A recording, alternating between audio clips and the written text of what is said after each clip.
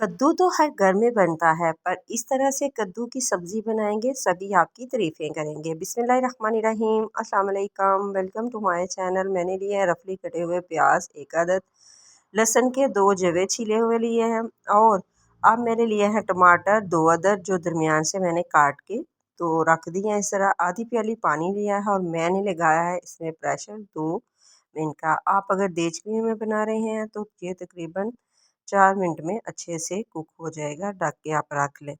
तो जी अब मेरे पास जो कद्दू है इसको अच्छे से साफ़ करके तो इसको मैंने काट लेना है। तो कद्दू को बहुत ज़्यादा पहले ना काटा करें, ये काला पड़ जाता है। तो आपने जब मसाला रखना है बनने के लिए इसी टाइम आप इसी तरह से साफ़ कर सकती हैं कद्दू को। तो जी छील के इसके मैं छोटे छोटे क्यूब कर लूँगी। इसी स्टेज पे आपको मेरी वीडियो ज़रा सी भी अच्छी लगे तो प्लीज़ आपने करना है मुझे सब्सक्राइब, लाइक शेयर ज़रूर करें, वीडियो को पूरा देखा करें। जी आप लोगों की दुआएं और प्यार है और जिसने मुझे सब्सक्राइब नहीं किया वो ज़रूर इस सब्सक्राइब करें। तो जी अब मैं इसको छोटे छोटे क्यूब्स में काट लूँगी। कद्दू जो सेहत के लिए बहुत ही मुफीद होता है और गर्मी बहुत ज़्यादा है तो आप इस तरह की सब्ज़ी बनाएं, खुद भी खाएं, बच्चों को दें, बड़ों को दें। तो जी अब मैं इसका जो छिलका है ऊपर से वो उतार लूँगी और आप हमेशा चीज़ को ठंडा करके इस्तेमाल करें। बहुत ज़्यादा गर्मी है या रुमाल के साथ।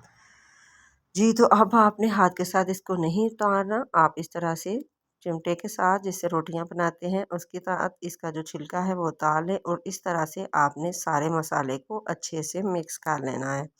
तो जी अब मैं इसमें डालूंगी ऑयल। मैं सरसों का ऑयल इस्तेमाल करती हूँ, आप कोई सा भी ऑयल ले सकते हैं।